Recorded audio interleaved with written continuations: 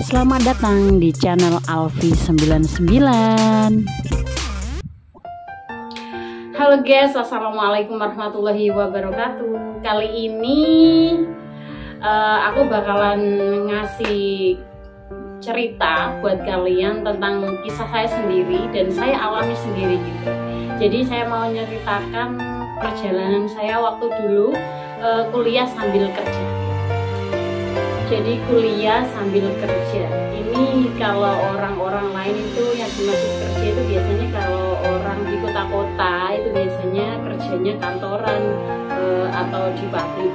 Kalau saya ini beda dengan yang lain. Jadi kuliah saya itu saya kuliah lulus dari SMA tahun 2009. Kemudian saya lanjut kuliah di salah satu universitas yang ada di Jawa Timur, namanya itu Uniro, yang ada di Kabupaten Tuban. Saya masuk tahun 2009. Nah di situ walaupun serba kekurangan, jadi memang orang tua itu minta maaf ya, orang tua saya itu memang orang nggak punya gitu. Jadi kalau saya itu mikir kira-kira saya itu kalau mau kuliah ambil sarjana pendidikan selama 4 tahun itu kan kira-kira membutuhkan banyak biaya ya.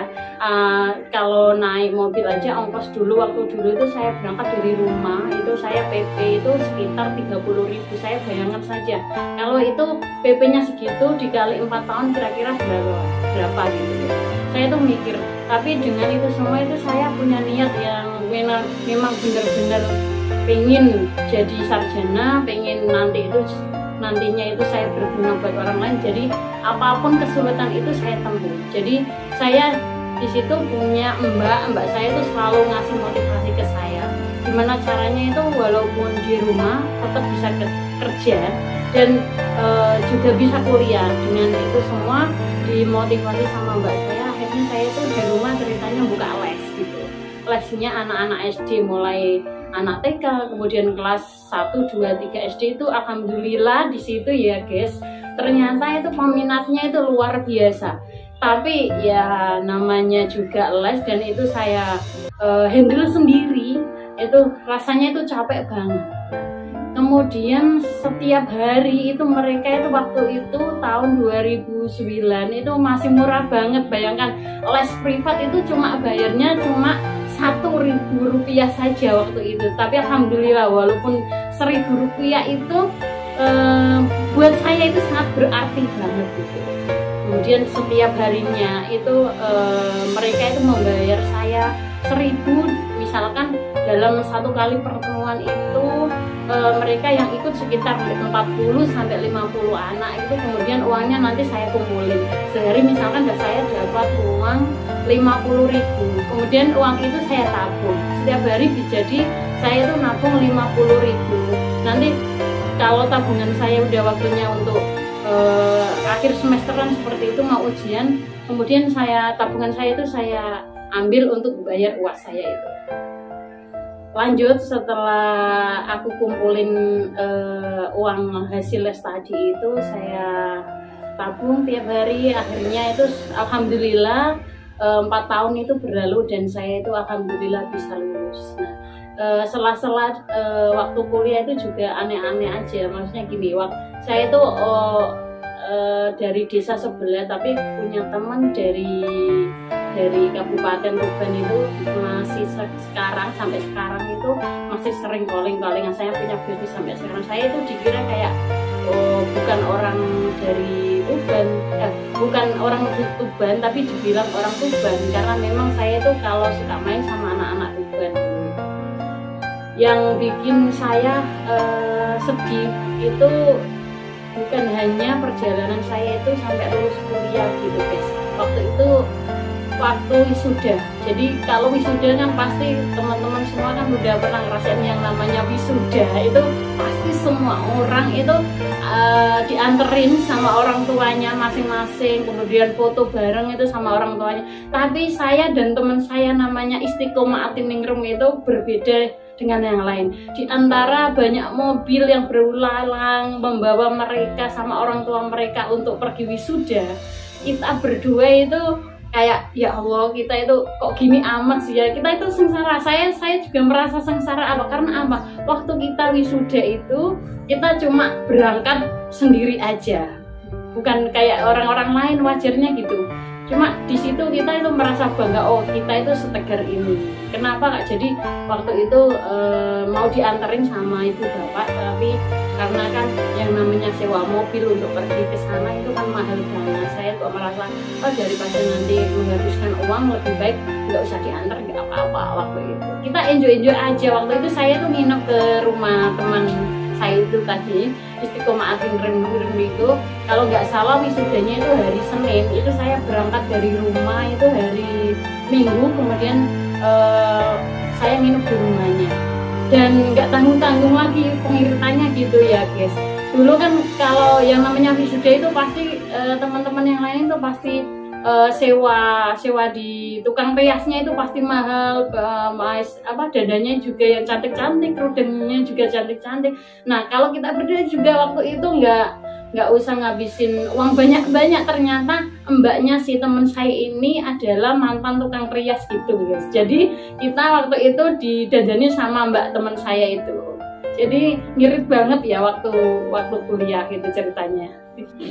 Selain saya juga ngelesin anak-anak SD itu, alhamdulillah di tahun 2010 itu mbak saya dipercaya oleh ketua PKBM waktu itu ya, sekitar tahun 2010, namanya Pak Riza. Itu masih ingat namanya saya. Jadi Pak Riza itu mencari rekan untuk, karena di desa saya itu dulunya belum ada pendidikan anak usia dini. Jadi dulunya itu masih baru, yang ada itu cuma taman kanak-kanak. Pendidikan anak usia dini yang dimaksud di sini adalah pendidikan anak usia dini itu yang dimaksud di sini adalah kelompok bermain untuk anak, pembelajaran untuk anak-anak umur 2-4 tahun. Alhamdulillah dengan dibantu orang-orang desa, perangkat desa yang ada di desa saya itu terbangunlah namanya pendidikan anak usia dini, dan itu dibangun bersama saya, mbak saya juga waktu itu. Alhamdulillah berhasil dan muridnya itu juga lumayan banyak. Nah di situ otomatis saya itu disuruh menjadi guru di dalamnya sama mbak saya itu. Nah jadi paginya itu, jadi saya itu capek banget waktu itu. Karena apa? Alhamdulillah kuliah saya itu masuknya siang gitu. Kalau pagi ngajar anak-anak, kemudian siang itu berangkat jam 11 dari rumah, nyampe Tuban sekitar jam 1 siang. Nanti pulangnya kuliah itu sekitar, kalau nyampe rumah itu habis maghrib. Nah habis maghrib itu setelah mandi, istirahat sebentar, sholat, makan, itu murid-murid les saya itu udah ngantri minta dilesin itu banyak banget. Dulu mah enjoy saja. Kalau sekarang udah jadi ibu rumah tangga, kalau disuruh seperti itu lagi jujur udah gak kuat lagi sekarang. Sekarang aja kalau saya disuruh naik bis antara sekitar kayak sini sampai nyampe di Rembang atau sini ke Tuban, Sarang ke Tuban, itu udah nggak kuat lagi. Saya rasanya kayak trauma kalau naik bis, takut kepala pusing atau gimana itu. Terus lagi pengalaman saya waktu ngajar di PAUD itu aneh-aneh sama anak kecil itu. Yang namanya anak kecil ya, yang pengalaman yang masih saya ingat sampai sekarang itu, saya pernah nyebokin anak yang ya wajar lah kalau anak kecil itu umur segitu, kalau setelah BAB itu pasti harus dicebokin karena memang umur 2-4 tahun itu kan belum bisa gitu. Jadi waktu itu ibunya itu belum jemput di sekolah. Nah anaknya itu perutnya sakit, terus saya anter. Itu sampai sekarang masih ingat siapa namanya sama anaknya, itu masih ingat.